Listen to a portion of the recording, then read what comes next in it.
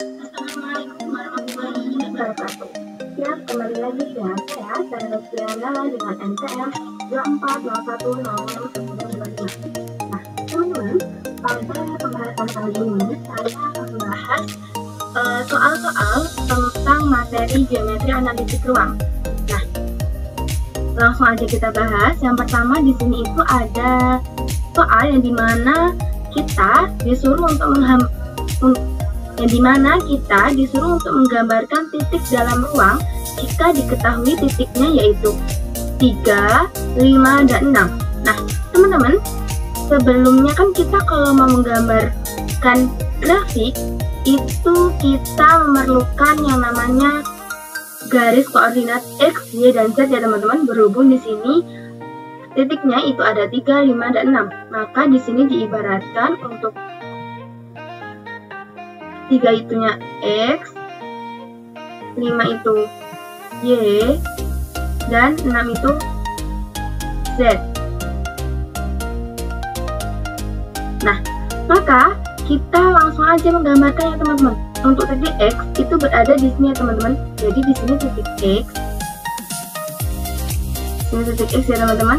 Kemudian titik 5 itu di Y. Jadi titik 5 itu di Y. Nah, gimana cara menghitungnya?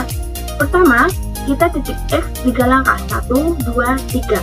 Nah, kemudian setelah kita mendapatkan titik 3 ini, kita tarik ke arah Y sebanyak 5 langkah ini teman-teman. Jadi kita tarik 1, 2, 3, 4, dan 5. Maka titik X dan Y itu pertemuan di sini teman-teman. Kan titik Y itu di sini. Nah, kita luruskan ke samping sebanyak 3 ini teman-teman. Jadi titiknya yaitu miring 3. Nah, kemudian untuk titik Z itu sama dengan 6. Maka kita tarik ke atas sebanyak 6 titik teman-teman. Pertama ini ada di sini, kemudian kita tarik ke atas sebanyak 6 titik, yaitu 1, 2, 3, 4, 5, dan 6. Nah, jadi 6 adalah titik di sini. Nah, ketika kita sudah menemukan titik X, Y, dan Z, maka akan bertemu titiknya A di sini ya teman-teman. Nah, kemudian setelah kita menemukan garis itu, maka kita akan membentuk suatu bangun, yaitu yang dimana di sini tergambar ya teman-teman. Untuk bangunnya yaitu bangun kubus.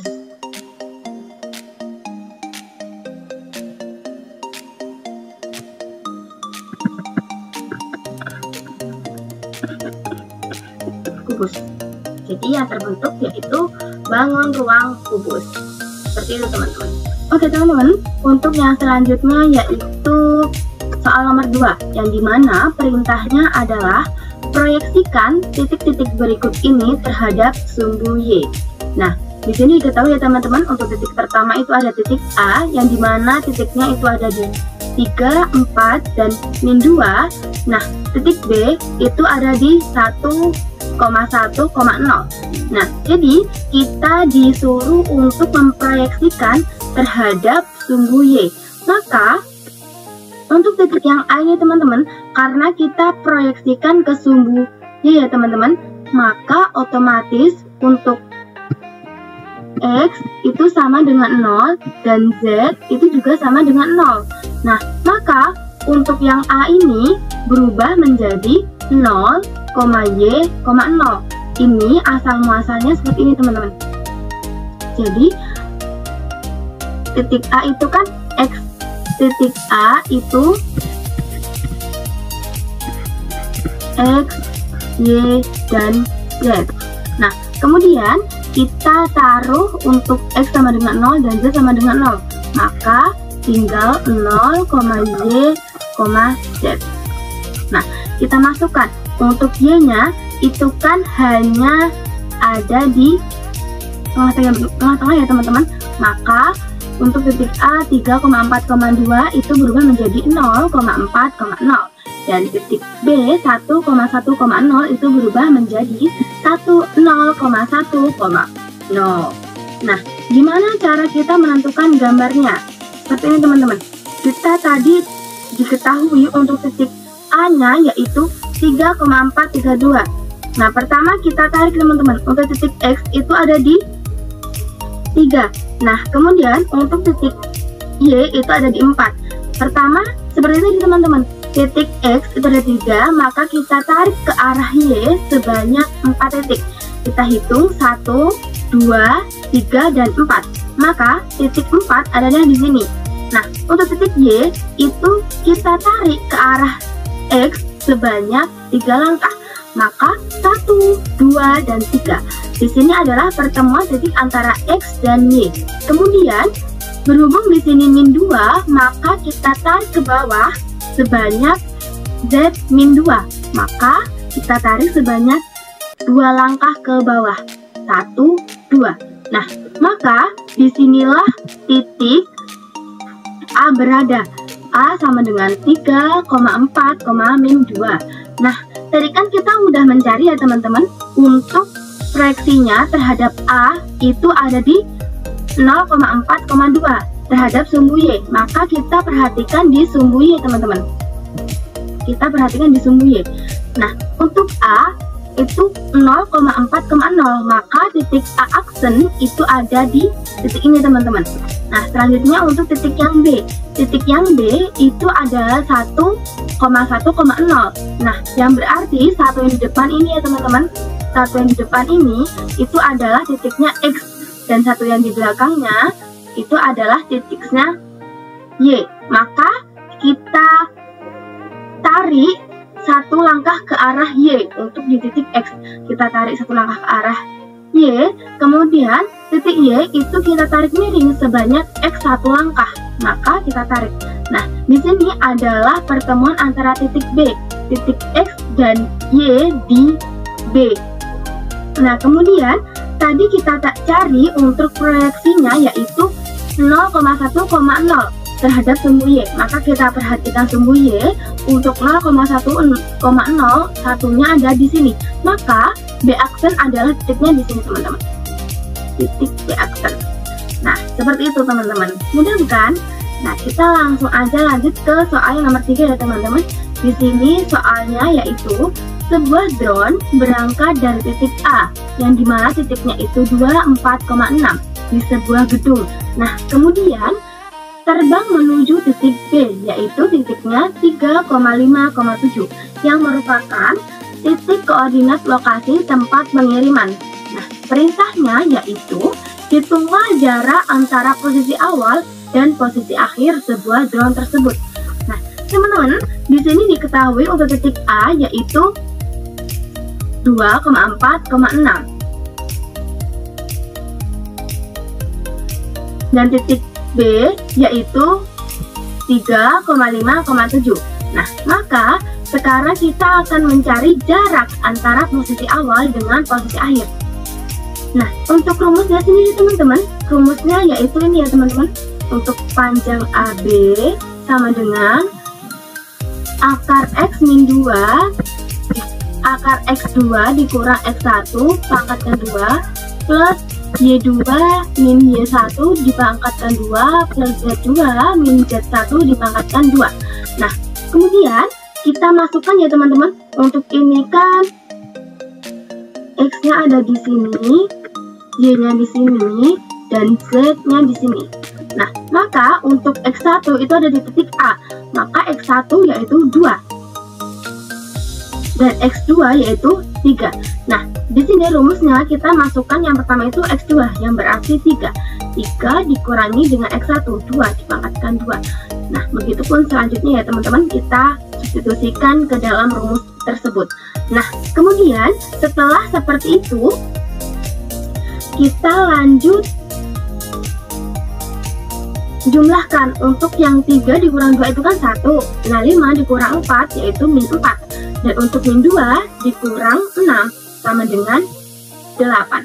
Nah, kemudian min ya teman-teman, sorry. Min 8.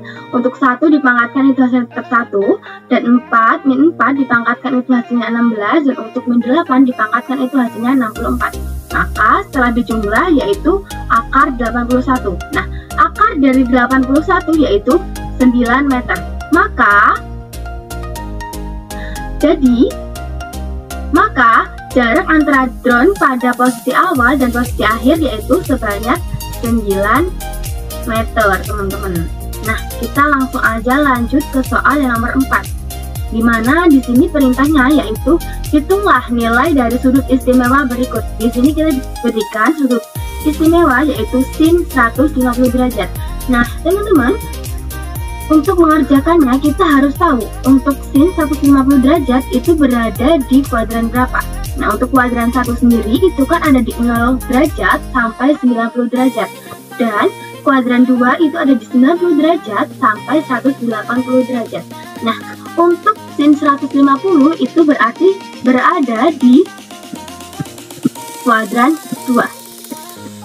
Nah, setelah itu gimana rumus untuk mencari 150 derajat di kuadran 2? Nah, pertama, untuk di kuadran 2 itu kan setelah 90 derajat dan sebelum 180 derajat. Maka, untuk mencari sin 150 derajat, itu rumusnya 90 derajat ditambah dengan angka berapa sih yang bisa menghasilkan 150 derajat. Nah, maka di sini kita ambil 60 ya teman-teman, karena 60 ditambah dengan 90 yaitu hasilnya 150. Nah, maka di sini untuk sinnya yaitu yang menjadi penambah teman-teman, yang menjadi penambah yaitu 60. Maka kita tulis sin 60. Nah, sin 60 hasilnya yaitu setengah akar 3. Seperti itu teman-teman. Nah, selanjutnya kita yaitu untuk yang cos 210 derajat. Nah, maka untuk kita tadi ketahui ya teman-teman, untuk yang kuadran 2 itu 90 sampai 180 derajat. Nah, untuk yang kuadran 3 itu berada di 180 derajat sampai 270 derajat. Maka jika kita diberikan 210 derajat, maka ia berada di kuadran 3. Karena dia berada di interval 180 derajat sampai 270 derajat. Nah, gimana nih caranya? Caranya pertama kita menggunakan yang 180 derajat ya teman-teman, karena 210 itu lebih dari 180 derajat. Nah, kemudian kita pertama menggunakan cos 180 derajat. Nah, kira-kira nih 180 derajat ditambah berapa sih yang hasilnya bisa menghasilkan 210 derajat? Nah, di sini kita menggunakan 30 teman-teman, karena ketika 180 derajat ditambahkan dengan 30 hasilnya yaitu 110. Maka untuk cos yaitu cos 30 derajat, karena 30 derajat adalah penambah supaya bisa menghasilkan 210 derajat. Untuk nilai cos 100 untuk nilai cos 30 derajat yaitu setengah akar 3. Nah, seperti itu teman-teman, cara untuk mencari nilai dari sudut istimewa. Nah, kita langsung aja lanjut ke soal yang nomor 5, yang dimana perintahnya yaitu ubahlah koordinat tabung di titik P4 pi per 6,5 ke koordinat kartesius. Nah, pertama itu kita diketahui ya teman-teman, untuk rumus koordinat tabung yaitu ada di R, P, dan Z. Nah, kita di sini diberikan titik P. Titik P yaitu 4 pi per 6,5. Nah, kita masukkan aja, kita langsung substitusikan ke dalam rumus ini teman-teman. Kita substitusikan. Maka kita akan mendapatkan hasil ini. Nah, lanjut untuk mengerjakan untuk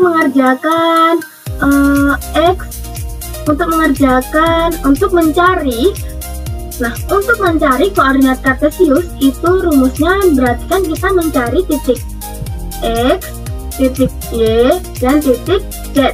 Nah, pertama kita untuk rumus X itu ada di R cos P. Nah, untuk rumus Y sendiri yaitu R sin P. dan untuk Z itu tetap Z. Pertama kita mencari titik yang X. Titik yang X yaitu R cos pi. Untuk R tadi diketahui adalah 4, maka kita substitusikan 4 di R. Nah, kemudian cos pi.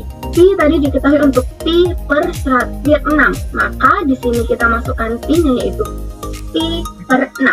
Nah, kemudian untuk rumus ini mengapa kok jadi 180 per 6 teman-teman? Karena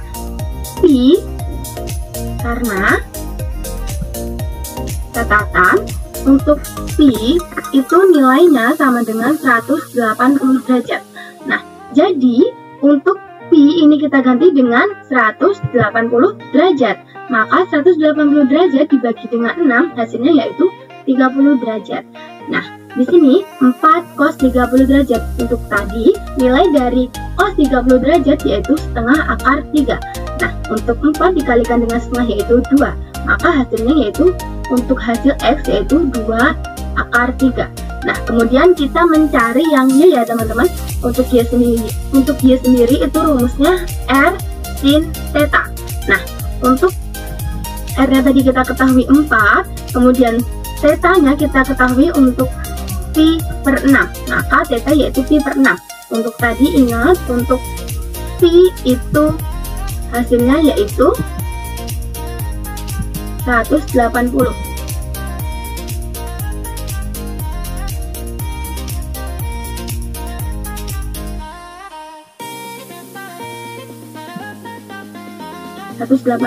Maka pi ini kita ganti dengan 180 teman-teman.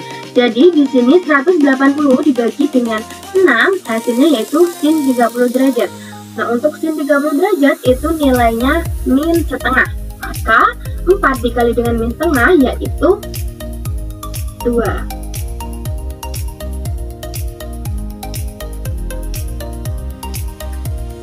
Nah, jadi untuk